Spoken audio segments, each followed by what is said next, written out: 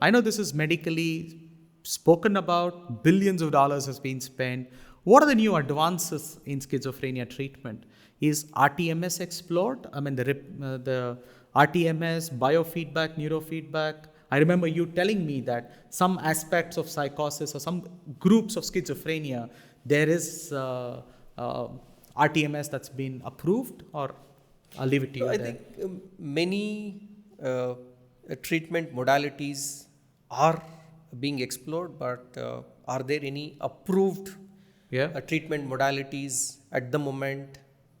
Unfortunately, the answer is no. There is nothing much. Sure. But a person, for example, person who is going through depression, can an rTMS help? It might help him. Sure. Like that, we will have to look at it. But are there any approved treatment modalities? No.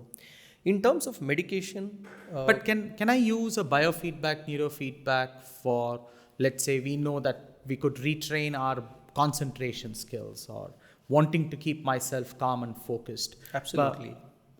Are they contraindicatory in any form? Absolutely no. Okay. The biofeedback, neurofeedback, and I think there are other TDCS and many other treatment modalities which are being used discreetly or in a scattered way, but there are no scientific evidences at this stage to say that a particular thing is helpful. But can it be done? Yes, absolutely it can be done. And talking for our own selves, neurofeedback, biofeedback is something which is being done, and it's been helpful for the people. Sure. Okay, but is there an evidence? Is there a scientific literature backing? Unfortunately, no. And in terms of the newer advances, medications have been, though there were initial days, there were very limited medications, but right now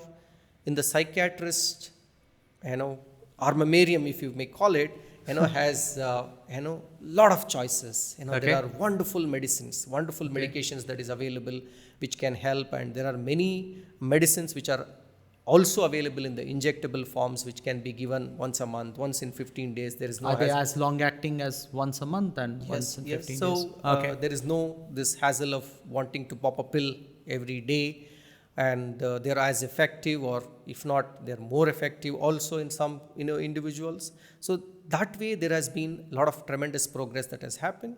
And of late, recently, there is also interest in the psychopharmacology to explore